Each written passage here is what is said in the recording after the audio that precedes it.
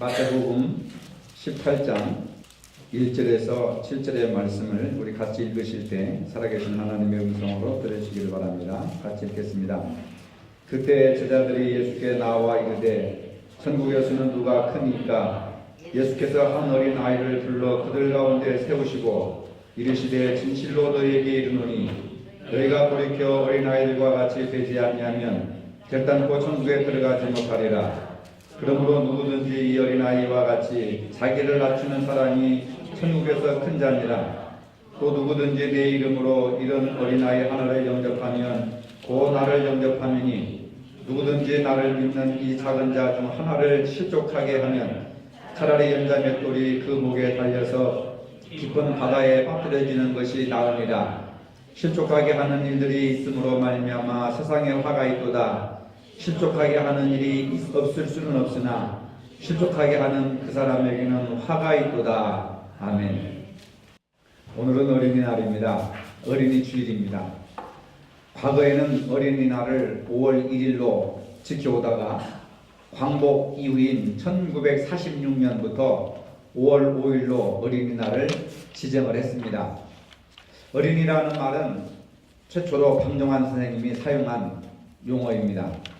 우리나라 어린이 헌장 11조항에 보면은 어린이는 우리의 내일이며 소망이다. 결의의 앞날을 짊어질 한국인으로 인류의 평화에 이바지할 수 있는 세계인으로 키워야 한다고 적시되어 있습니다. 늘 그렇듯이 어린이는 가정의 보배고 기쁨이고 장차 이 나라 이 민족의 기둥이자 희망입니다. 어린이가 행복한 나라가 살기 좋은 나라입니다. 또 어린이가 행복한 가정이 행복한 가정입니다. 그러면 어린아이들은 무엇으로 행복을 느낄 수 있을까? 사람마다 약간씩 차이가 있지만은 여론조사기관에서 어린이날을 맞이해서 어린이들에게 여론조사를 했습니다. 가장 행복한 것이 무엇이냐? 어린이들은 행복을 위해서 가장 필요한 것으로 뭘 꼽았겠어요? 예? 엄마, 사랑, 돈, 예, 다 받습니다. 초등학교 학생들은 화목한 가정을 꼽고 중고등학생들은 돈으로 꼽았습니다. 여러분들이 다 말씀하신 것이 다 맞는 얘기죠. 근데 우리가 오늘 어린이날이기 때문에 어린이 눈으로 바라본다면 어린이들은 행복에 있어서 가장 중요한 요소가 화목한 가정. 그 얘기는 우리나라에 지금 화목하지 못한 가정이 너무 많이 있다는 거예요. 조손가정, 그 다음에 또 독거가정, 이런 다문화 가정, 이런 것으로 인해서 가정의 행복이 깨어지니까 초등학교 학생들이 꿈이 행복한 가정이 됐으면 좋겠다. 화목한 가정이 됐으면 좋겠다 하고 그것을 행복의 1위로 삼은 것은 그들의 수준이 높아서 그런 것이 아니라 행복하지 못한 가정이 너무나도 많기 때문에 어린 자식들의 가슴에 피멍이 든 거예요. 그래서 어린이들의 눈으로도 행복은 화목에서 온다 하는 것을 알게 되는 것입니다. 어느 단체든지 행복한 모임이 되려면 화목해야 되는 거예요. 가정도 그렇고 직장도 그렇고 교회도 마찬가지입니다. 오늘 본문은 예수님 앞에서 제자들이 천국에서는 누가 크니까? 라고 하는 질문으로부터 시작되는 것입니다. 제자들은 천국에서 큰 자가 되고 싶었던 모양입니다. 이로 인해서 제자들 사이에 분쟁이 발생하기도 했습니다. 사람은 본성상 큰 자가 되고 싶어 한 겁니다. 키가 큰 것이 아니라 힘이 있는 사람, 능력 있는 사람, 파워가 있는 사람, 그런 사람이 되고 싶어 합니다. 예전이나 지금이나 사람들이 모이면은 은근히 힘겨루기를 시작하는 겁니다. 남자들은 처음 만나는 사람들에게 어디에 사느냐, 직장이 어디냐, 나이는 몇이냐, 이런 것으로 상대방을 제압하기 시작하는 겁니다. 여자들은 남편의 직업이 무엇이냐, 또 자녀는 어느 대학이나 또는 어느 직장에 다니느냐, 어느 지역에 살고 있느냐, 아파트 평수가 얼마냐, 이런 걸 묻습니다. 왜 그렇습니까? 궁금해서 묻는 것이 아니라 저 인간이 나보다 높은 사람인가 낮은 사람인가 그걸 평가하고 자기보다 낮은 사람이라면 자기가 군림을 해버리는 거죠. 힘겨루기가 시작되는 겁니다, 여러분. 자기보다 못한 지역이나 작은 평수에 살면 은근히 무시하는 경향이 있습니다. 이건 남자건 여자건 어린아이건 어른이건 인간의 본성상 누구든지 인간은 힘을 지향하는 존재이기 때문에 힘을 과시하고 싶은 그런 마음이 있는 거예요. 그래서 자기보다 힘센 사람한테는 아무 소리도 못하지만 자기보다 힘이 약한 사람에게는 군림하려고 하는 그러한 자세가 우리 인간에게는 있다고 하는 것입니다. 천국에서는 누가 크니까? 이 질문은 바로 어른들의 관점에서 나온 질문이라고 하는 겁니다.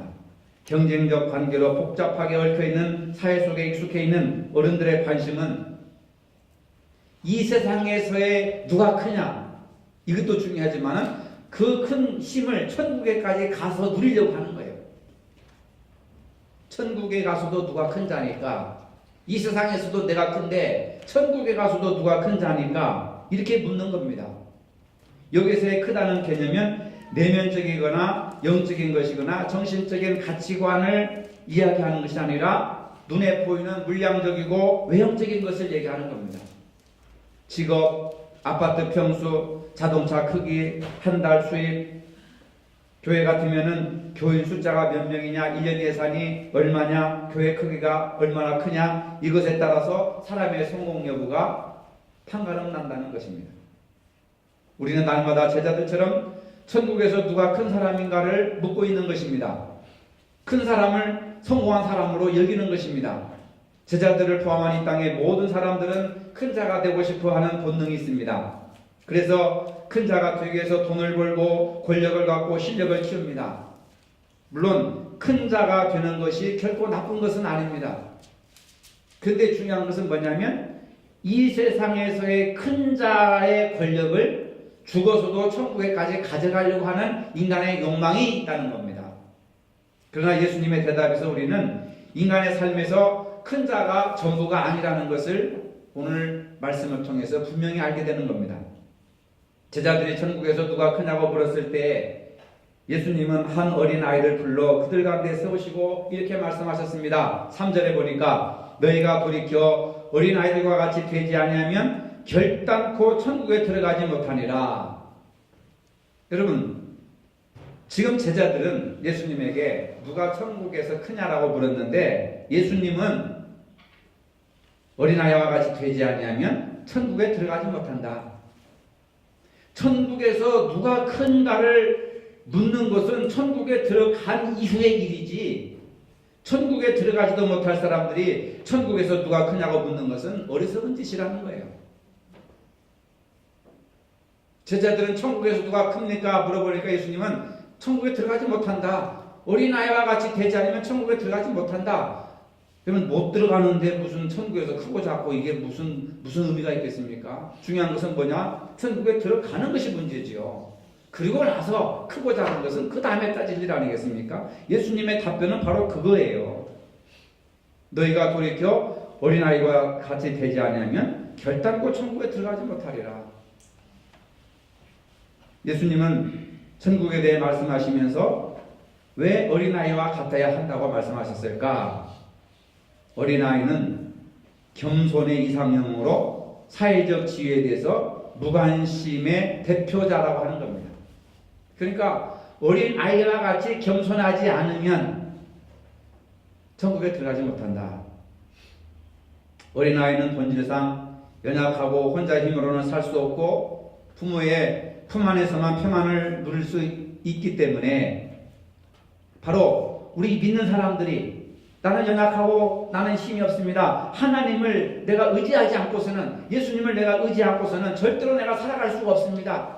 진리의 말씀이 아니고는 내가 듣고 행복할 수 없습니다. 라고 하는 겸손한 마음을 가지고 예수님을 의지하고 하나님을 의지하는 사람만이 천국에 들어갈 수 있다고 하는 겁니다.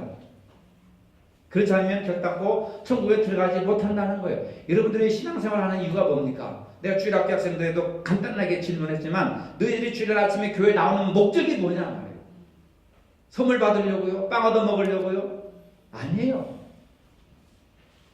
여러분 부자 되려고요? 자식들 잘 되게 하려고요?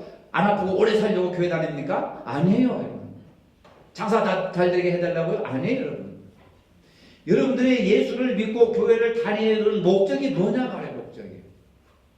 한번 여러분들이 교회로 오실 때마다, 교회 문을 들었을 때마다 내가 왜 이 교회를 다니지? 내가 왜 교회를 다니지? 내가 왜 신앙생활을 해야 되는 거지? 하고 신앙생활의 목적을 한번 물어보세요, 스스로. 뭐 때문입니까? 천국에 들어가려고. 영생을 얻으려고, 영원한 생명을 얻으려고 하는 거 아니겠습니까? 그렇다고 한다면은 천국에서 누가 크냐, 교회 안에서 누가 크냐, 이건 아무 필요가 없는 거예요. 어린아이와 같이 되지 아니하면 결단코 천국에 들어갈 수가 없다고 했는데, 내가 겸손하지 않으면 천국에 못 들어간다고 예수님이 말씀하셨는데, 나는 과연 천국에 들어갈 만한 겸손이 있는가? 예루살렘에 가면은, 예루살렘 안에 이집트에 가면은 마리아 그 작은 교회가 있는데, 교회가 작은 것이 아니라 교회는 엄청나게 커요. 예수님이 피난 가셨을 때 거기에 은신해 있었다 해가지고 하는데, 그 교회는 건물이 어마어마하게 큰데 그 교회로 들어가는 문은요, 쪽문이에요. 쪽문. 그래서 우리 지호 같은 아이들도 허리를 굽히고 들어가야 돼요. 너무 좁아가지고. 왜 그러냐 물어보니까, 겸손해야 하나님의 나라에 들어가듯이, 예수 수태고지라고 하죠. 예수 수태고지 교회에 들어가려면 누구를 막론하고 전부 고개를 숙이고 허리를 숙이고 겸손해야 들어간다. 그것을 교훈하기 위해서 이렇게 설계를 했다, 이렇게 얘기를 하더라고요. 예수님 수태고지 교회 건물 안에 들어가려도 머리를 숙이고 허리를 숙이고 겸손한 모습으로 들어가야 되는데, 천국은 말할 것도 없지 않습니까, 여러분? 여러분들 신앙이 나태해졌다거나 시험 들었다거나 뭐가 불평불만 있으면 한번 물어보세요, 스스로. 내가 왜 교회를 다니는가? 내가 왜 예수를 믿는가? 내가 왜 신앙생활을 하는가? 목적이 뭐냐? 사람에게 인정받으려고 하는 것도 아니고 자살하려고 하는 것도 아니고 천국에 들어가려고 하는 것. 그 목적만 뚜렷하다고 한다면 무슨 문제가 있든지 신앙이 흔들리지 않는 거예요. 게으름을 피울 수가 없는 겁니다. 그렇지 않습니까, 여러분? 목적이 두루뭉술하고 목적이 불분명하기 때문에 교회 와가지고 시험 당하고 교회 와가지고 어려움 당하고 그런 사람들이, 아니 시장에 가는 목적이 뭐예요? 시장에 가서 물건을 사는 것이 목적이잖아요. 근데 시장 가서 왜 시험 당하고 상처받고 그래요? 그건 자기 탓이에요. 어리석은 겁니다. 시장에 가는 목적, 생선 몇 마리 사고 뭐 어디 슈퍼 가서 뭐 사고 또 이 야채점 가서 뭐 사고, 자기가 사가지고 올 것만 딱 정해놓고 그 목적만 이루면 되는 거예요. 여러분 신앙생활하고 교회 나오는 목적은 뭐냐? 예수 믿고 하나님 앞에 예배드리고 말씀 듣고 변화를 받아 새롭게 되고 영생을 얻는 것이 목적이라고 한다면, 오늘 목사님을 통해서 말씀을 주시는 하나님의 은혜가, 내게 끼치는 하나님의 은혜가 무엇인가, 그것을 소유하면 되는 거예요, 여러분. 다른 건 부수적인 것이고 아무것도 아니에요. 예수님은 천국에서 큰 자란 어린아이와 같이 자기를 낮추는 그이라고 말씀하셨습니다. 자기를 낮춘다라고 하는 말을 헬라어로 쳐다보니까 타페이오노라고 하는 말인데, 겸손이라고 하는 말이에요. 낮춘다고 하는 말인데, 이 말의 뜻을 보니까 그냥 단순한 의미의 겸손이 아니라 멸시와 천대와 굴욕을 당하면서까지도 겸손한 태도를 유지하는 것을 예수님이 바로 자기를 낮추는 자가 천국에 들어간다, 이렇게 말씀하신 거예요. 오른뺨 뺨을 치면 왼뺨도 때리든지, 겉옷을 탈락하면 속옷까지 가져가든지, 원수를 사랑한다고 하는 그런 의미로 바로 자기를 낮추는 자, 이렇게 쓰여진 거예요. 그러니까 여러분, 이 말씀에 의하면 우리 중에 과연 천국에 들어갈 자가 몇이나 있겠는가? 아니 몇이나 있겠는가 아니라 나는 천국에 들어갈 수 있겠는가? 천국에 들어가는 기준이 겸손한 자, 자기를 낮추는 자라고 했는데, 이 기준으로 적용한다면 나는 과연 천국에 들어갈 수 있는가? 가슴이 뜨끔하더라니까. 설교를 준비하면서요. 5절에 또 누구든지 내 이름으로 이런 어린아이 하나를 영접하면 곧 나를 영접하면이라. 예수님은 어린아이와 예수님을 동일시하신 거예요. 결국 겸손한 사람을 예수님은 동일시하신 것입니다. 예수께서 어린아이 같은 이가 천국에서 큰 자라고 하신 내용을 세 가지로 요약해 볼 수가 있습니다. 어린아이와 같이 되어야 천국에 들어갈 수 있다. 어린아이같이 자신을 낮추는 자가 천국에서 큰 자니다. 어린아이를 영접하는 것은 곧 예수 자신을 영접하는 것이다. 오늘 본문을 통해서 이 세 가지를 예수님이 말씀하시고자 하는 겁니다. 천국에서 큰 자와 자기를 낮추는 그이는 동일하며 그런 다름 아닌 어린아이와 같은 심성을 가진 사람입니다. 여러분, 교회가 왜 고마운 거예요?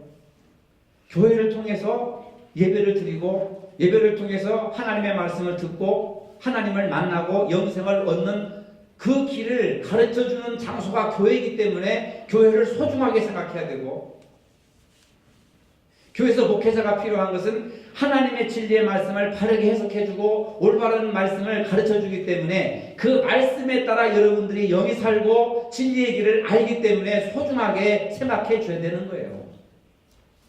성경 말씀이 왜 귀중한 겁니까? 하나님의 말씀이기 때문에, 이 말씀을 통해서 영생을 얻기 때문에 말씀을 우리가 귀중하게 여기는 거예요. 예배를 왜 소중하게 여겨야 됩니까, 여러분? 하나님과 만나는 시간이기 때문에, 하나님의 말씀을 듣는 시간이고 죄사함, 죄고백하는 시간이고 죄용서 받는 시간이고 여러분들이 물질을 하나님이 받으시는 시간이기 때문에 예배가 귀하다는 거예요. 이런 형식은 이 세상에 어느 단체나 어느 조직에나 어느 구석에도 없는 겁니다, 여러분. 그런데 믿는 사람들의 교회를 욕하고 믿는 사람들이 더 나쁜 교회에 대해서 핍박하고 부정적으로 얘기하고 불평을 하고 그러면 안 믿는 믿음이 없는 사람들이 교회를 오려고 하겠어요? 성경을 읽으려고 하겠습니까? 목사의 말을 들으려고 하겠어요? 안 한단 말입니다. 어찌 보면 내 자신도 천국에 못 들어갈 뿐만 아니라 다른 사람들이 천국에도 못 들어가게 천국의 문을 가로막고 있는 사람들이 먼저 믿은 우리들의 모습이 아닌가. 성경에 그런 얘기가 나오잖아요. 너 자신도 구원받지 못하면서 천국 문 앞에서 다른 사람도 못 들어가게 문을 막고 있는 자라고요. 어린아이와 같은 심성을 가져야 된다는 것을 말씀해 주고 있습니다. 세상에서 높은 자가 천국에서도 높은 자로 보장받을 수가 없는 겁니다. 오히려 세상에서의 질서는 천국에서 역전되고 세상에서 보잘것없이 여겨지는 어린아이와 같은 자들이 천국에서는 높은 자가 된다는 말입니다. 어린아이와 같이 자기를 낮추는 자가 천국에 들어갈 뿐만 아니라 천국에서 높은 자로 인정을 받는다는 것을 믿으시길 바랍니다. 누가복음 16장에 부자와 거지 나사로의 비유를 통해서 부자는 죽어서 지옥에 떨어지고 그 집 문 앞에서 썩어져가는 음식 쓰레기를 주워먹던 거지 나사로가 죽어서 아브라함 품 안에 안겼습니다. 세상에서 가난한 자가 천국에서 큰 자로 인정받는 내용이죠. 이것은 세상 질서와 천국의 질서가 다르다는 것을 얘기하는 겁니다. 여러분, 세상 질서를 그대로 천국의 질서로 옮긴다고 하는 생각은 우리 생각이고 예수님의 제자들의 생각이에요. 예수님 제자들이니까 우리가 세상에서 얼마나 큰 자냐, 그러니까 천국에서도 누가 더 큰가? 이 12명 중에서도 천국에서 누가 더 큰가? 여러분, 세상에 성공했다고 천국에서 성공할 줄 아세요? 세상에서 존경받는다고 천국에서 존경받는 줄 아십니까? 세상에서 권세가 있다고 해서 천국에서 높은 자리에 올라가는 거예요? 아닙니다, 여러분. 누가복음 16장은 세상 질서와 천국의 질서가 역전된다. 세상적인 가치관을 가지고 천국에 들어올 생각하지 말아라. 세상 질서와 천국의 질서가 다르다는 것을 말씀해 주고 있는 겁니다. 그렇기 때문에 우리는 세상 질서에 따라 신앙생활을 하는 것이 아니라 천국의 질서를 따라 신앙생활을 된다면 이것이 신앙의 골격을 갖추게 하는 것입니다. 어느 주일날 예배에 참석하려던 조만식 장로님 이야기 아시죠? 손님이 찾아왔습니다. 조만식 장로는 손님과 얘기하다가 그만 예배 시간에 듣고 말았습니다. 설교하던 주기철 목사님은 늦게 오는 조만식 장로님에게 장로님, 오늘은 의자에 앉지 마시고 신발장 옆에 서서 예배를 드리십시오. 이렇게 설교 시간에 막 호통을 치는 겁니다. 여러분이 일사각오라는 영화를 보셨듯이 조만식 장로님은 주기철 목사님을 가르쳤던 학교의 스승님입니다. 자기 제자예요, 주기철 목사님이. 연배도 한 20살 이상 차이가 납니다. 근데 그 주기철 목사님을 자기 교회로 청빙을 해서 조만식 장로님은 장로로 섬기고 자기 제자 주기철 목사님을 당회장 목사로 세웠어요. 근데 주기철 목사님이 장로님이 예배 시간 늦었다고 이렇게 호통을 치는 겁니다. 그런데 조만식 장로님은 목사님의 말씀대로 그대로 순종해서 1시간 내내 신발을 들고 신발장 옆에서 서서 벌을 끼듯이 예배를 드렸습니다. 설교를 마친 주 목사님은 조 장로님 기도하십시오. 그 조 장로님이 이렇게 기도합니다. 하나님 아버지, 이 죄를 용서하여 주옵소서. 애국운동 한다고 사람을 만나다가 하나님 만나는 예배 시간에 늦었습니다. 목사님이 얼마나 마음이 아프시면 설교하다 말고 이토록 책망하셨겠습니까? 하나님의 종을 마음 아프게 한 자를 사하여 주옵소서. 은혜스러운 설교를 듣던 성도들의 은혜를 받는 것을 방해한 죄를 용서하여 주옵소서 하면서 막 눈물로 기도하니까 주 목사와 온 교우들이 함께 그 조장관을 끌어안고 눈물바다를 이뤘다고 하는 겁니다. 그러면서 세상 사람들이 그 소식을 듣고 과연 그 스승의 그 제자요 그 목사의 그 장로라 하면서 그 교회를 칭찬을 그냥 입에 침이 마를 때까지 그냥 계속해서 칭찬을 하는 거예요. 여러분, 이게 얼마나 아름다운 겸손의 모습이냐 그 말이에요. 그럼 우리가 어떻게 이런 겸손한 태도를 가질 수 있을까? 천국에 들어갈 만한 어떤 이런 겸손한 태도를 어떻게 가질 수 있을까? 3절에 보니까 너희가 돌이켜 그 말입니다. 돌이켜 이 말은 거듭나라는 거예요. 성령으로 거듭나라는 겁니다. 세상적인 힘을 포기하라는 말이에요. 하나님의 나라를 위해서 헌신하라는 것입니다. 이를 위해서 사사로운 일에 내지 말라고 하는 거예요. 세상적인 권세와 힘을 포기하는 사람, 상대방을 위하여 자신을 포기하는 사람, 주어진 사명을 위해서 작은 일을 포기하는 사람, 바로 그런 사람들과 같이 되어야 된다. 변화받아야 된다. 거듭나야 된다. 새로워져야 된다. 그렇지 않으면 너희들 천국에 들어가지는 못한다. 돌이키라. born again. 거듭나라. 새로 태어나라. 그 말이죠. 태어나라. 예수님은 하늘 아버지의 아들로서 하늘의 영광을 가지셨지만은 우리 인간들을 구원하기 위해서 그 모든 영광을 다 포기하고 낮고 초라한 인간의 모습을 입으시고 이 땅에 태어나셔서 인류를 위해서 힘없이 십자가에 못 박혀 죽으셨습니다. 그러면서 누구든지 나를 믿는 이 소자 중 하나를 실족해 하면 차라리 연자맷돌을 그 목에 달리고 깊은 바다에 빠뜨리는 것이 나으리라 이런 말씀을 하십니다. 사람을 실족하게 하지 말아라. 믿음이 연약한 자들을 실족해 하지 말아라. 차라리 그런 자들은 연자맷돌, 큰 연자맷돌을 매달고 바다에 빠져 죽는 것이 낫다. 얼마나 무서운 얘기를 하는지 모르겠습니다. 여러분, 우리가 무심결에 한 말이 신앙이 약한 사람들을 실족해 하는 때가 있습니다. 우리가 교회에 자랑하려고 나오는 것도 아니고 불평불만을 늘어놓게 하는 것도 아니고 누구와 싸움질하기 위해서 교회에 나오는 사람은 한 사람도 없을 것입니다. 그런데 오늘 본문에 보니까 실족게 하는 일이 없을 수 없으나 실족게 하는 그 사람에게는 화가 있도다. 화가 뭐겠습니까? 지옥에 빠진다 그 말 아니겠습니까?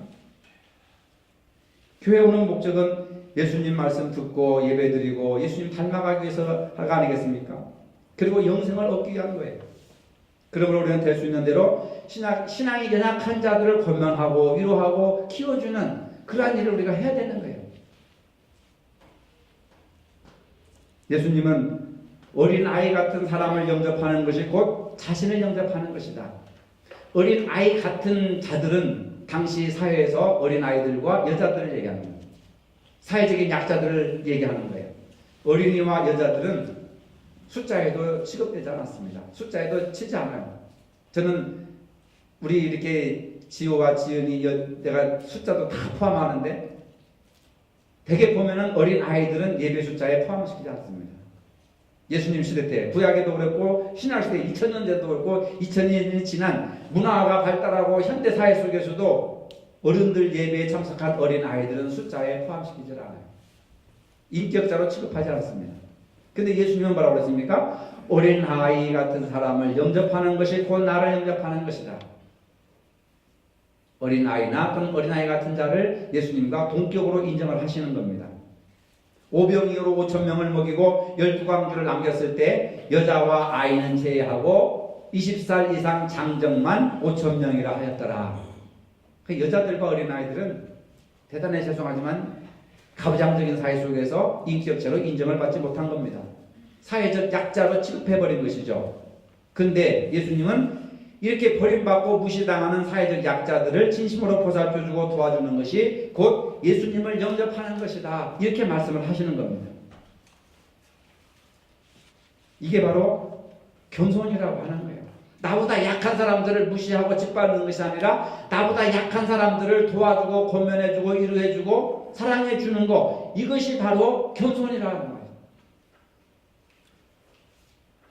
링컨 대통령이 구두를 갖고 있습니다. 여러분, 우리나라 대통령들이 구두 스스로 닦는 일 있습니까? 없어요. 그저 보좌관이 말합니다. 대통령께서도 구두를 직접 닦으십니까? 링컨 대통령이 말합니다. 그러면 대통령이 되어가지고 남의 구두도 닦아줍니까? 그 얘기는 뭐예요? 내 구두는 아무리 내가 대통령이라도 내 구두는 내가 닦는다. 얼마나 겸손한 모습입니까? 바로 미국을 지탱했던 그 그리스도인의 희생, 바로 정신, 바로 이것이 링컨의 이런 정신에서 나왔고, 그 다음에 노예 해방 전쟁을 일으켜서 승리해가지고 노예를 해방시켰던 그 힘이 바로 자기 구두를 자기가 닦는 겸손함 속에서 나타나는 거예요. 평범한 사람이 자기 구두를 자기가 닦는 것은 당연하다고 생각하지만 대통령이 자기 구두를 자기가 닦는 것은 엄청난 겸손이에요. 정말 아름다운 것은 자신을 낮추었을 때 빛나는 것입니다. 우리가 이 세상에 살아가면서 진정으로 자신을 낮추려고 노력하는지 우리가 반성해야 되는 것이죠. 그렇게 해야만 다른 사람들을 설득할 수 있고 전도를 할 수가 있는 것입니다. 겸손한 신앙생활은 뭡니까? 바로 성경을 배우도록 노력해야 되는 것입니다. 예배에 힘써야 됩니다. 봉사에 힘써야 됩니다. 전도에 힘써야 됩니다. 서로 섬겨야 됩니다. 교회를 잘 배워서 후배들에게 좋은 귀감을 남겨야 되는 것입니다. 이러한 성품들이 예수님이 말씀하신 겸손의 모습이라고 하는 거예요. 여러분, 교회는 프로그램이나 시스템의 문제가 아닙니다. 그것은 2차적인 문제예요. 가장 중요한 문제는 우리들의 삶의 태도라고 하는 겁니다. 먼저는 우리가 어떤 태도로 본이 되고 덕이 될 것인가? 겸손한 사람으로 살 것인가? 교만한 사람으로 살 것인가? 네? 불평불만하며 살 것인가? 감사하며 살 것인가? 화평케 하는 자가 되고 화목케 하는 자가 될 것인가? 아니면 폭력적인 사람이 될 것인가? 그것에 따라서 바로 그리스도가 달라지고 교회가 달라지고 신앙의 가치가 달라진다고 하는 겁니다. 많은 분들이 겸손한 사람으로 인정받을 때 교회가 부흥이 된다는 사실을 우리가 알아야 되는 겁니다. 이런 사실들을 오늘 본문을 통해서 주님은 분명하게 말씀해주고 있는 겁니다. 여러분, 우리가 천국에 들어가는 조건인 겸손한 사람이 되어야 한다는 사실을 깨닫기까지 얼마나 더 긴 시간이 필요할까요? 간단한 내용입니다. 겸손해야 되지. 그렇지만 나는 아니고 네가 나한테 겸손해라. 우린 지금까지 그렇게 살아오지 않았습니까? 천주교인들은 내 탓이오 내 탓이오라고 하는 말을 아예 차에다가 붙여가지고 다닐 때가 있었어요. 모든 문제가 발생되면 네 탓이 아니라 내 탓이오 하면서 가슴을 치는 겁니다. 그러니까 어떤 사람이 아니 그런다고 세상이 바뀝니까? 그런다고 뭐 교회가 달라집니까? 막 도전을 하는 사람이 있어요. 그러니까 당신 말도 일리가 있지만은 내가 10년, 15년, 20년 동안 무슨 문제가 생겼을 때, 가정에 문제가 생기고 교회가 문제가 생겼을 때 자기는 가슴을 치면서 내 탓이요, 내 탓이요. 내가 더 열심을 내지 못해서, 내가 더 사랑하지 못해서, 내가 좀 더 도와주지 못해서 일이 발생했습니다 하고 그 문제를 가지고 늘 주님 앞에 가서 기도를 했다는 거예요. 그걸 15년, 20년 동안 했다는 겁니다. 근데요, 놀라운 것은 뭐냐면 교회 중직자가 그렇게 하니까 그걸 수십 년 동안 보고 듣고 봤던 젊은 사람들이 변하기 시작하더라고요. 그래서 가정에 무슨 문제가 있으면 누구 때문에 불평하는 것이 아니라 내 탓이다. 부모인 내 탓이다. 남편인 내 탓이다. 어머니인 내 탓이다. 이렇게 생각을 하고 교회에 무슨 문제가 생기면 중직자들이 저건 철없는 누가 실수해서 아무개 집사가 뭐 실수해서 이것이 아니라 내가 잘못 가르쳐서 내가 기도하지 않아서 내가 본을 보이지 못해서 내가 덕을 끼치지 못해서 내가 내 탓이다. 내 탓이다. 이러니까 모든 성도들이 다 전부 다 내 탓이다. 내 탓이다 해가지고 교회가 잔잔해지고 부흥됐다는 이야기를 제가 읽어본 적이 있어요. 여러분, 여기서 우리가 느낄 수 있는 것이 뭐예요? 교회 작은 일을 하더라도 감사함으로, 기쁨으로, 말로 행동으로 덕이 되는 것을 하고, 또 큰 실수가 있었다 하더라도 책망 들을 만한 일이 있을지라도 그걸 서로 나누어지면서 내 탓이다. 내가 기도 못해서, 내가 전도 못해서, 내가 잘 기감이 되지 못해서, 내가 덕을 끼치지 못해서 저렇게 영향을 받고 저렇게 되는구나 하고 그 문제를 가지고 하나님 앞에 가서 기도할 수 있는 사람, 그게 바로 중직자들의 사명이고 그게 겸손한 믿음의 태도라는 것을 여러분 믿으시길 바랍니다. 오늘 우리 교회는 그게 중요한 거예요. 그게 필요한 겁니다. 아니, 한국 교회가 그런 것들이 너무 부족한 거예요. 건물을 화려하게 쳐놓고 대형 버스 돌리면서 저희 방식으로 막 작은 교회들을 흩어러 빼오고 땅을 넓히고 막 무슨 공원을 짓고 공동묘지를 막 만들고 하지만 예수님 보시기에는 그 아무 쓸데없는 거예요. 그게 중요한 것이 아니에요. 그게 중요한 것이 아니라 천국에 들어갈 수 있는 자격은 뭐냐? 겸손한 자가 되라. 어린아이와 같이 겸손한 자가 되라. 어린이날이니까 우리 지호대가 칭찬해야 되는데 맨 앞에 앉아요. 맨 앞에. 어린아이가 지나야 돼. 맨 앞에 앉아요. 근데 어른들은 가급적이면 앞에 안 앉으려고 뒤에 앉으려고. 여러분, 이게 단순한 하나지만 어린아이들은요 굉장히 순수합니다. 가리는 것이 없어요. 가면을 쓰지 않아요. 거짓말을 하지 않습니다. 그냥 혼나는 거. 잘못하면 그냥 혼나는 거예요. 사모하고 순수하고 겸손하고 이런 사람들이 천국에 들어가는 자, 예수님께서 말씀하셨습니다. 어린이들은 행복을 위해 가장 필요한 것으로 화목한 가정을 꼽았습니다. 여러분이 어느 곳에서 쓰임받든 화목해 하는 일에 쓰임받으시기를 바랍니다. 마태복음 5장 9절에 화평케 하는 자는 복이 있나니 그들이 하나님의 아들이라 일컬음을 받을 것이며, 화목은 겸손의 또 다른 표현입니다. 모두 하나님의 어린이로서 겸손과 화목하는 일에 힘쓰는데 쓰임받는 저와 여러분들이 되어야 될 줄로 믿으시길 바랍니다. 거룩하신 아버지, 어린이 주일에 주님께서 어린아이와 같이 겸손한 자가 천국에서 큰 자라고 말씀하여 주셨습니다. 주님 앞에 진정으로 자신을 낮추는 자세로 살아가게 하시고 모두에게 화목케 하는 일에 힘쓰는 저희 모두가 되게 하여 주시옵소서. 예수님 이름으로 기도합니다. 아멘. 이제는 우리 주 예수 그리스도의 은혜와 하나님 아버지의 무한하신 사랑과 성령의 교통하심이 어린아이와 같이 겸손하여 천국에서 큰 자로 인정받기를 원하는 사랑하는 모든 성도들과 가정과 그 자녀들 머리 위에 이제로부터 영원토록 함께 하시기를 축원하옵나이다. 아멘.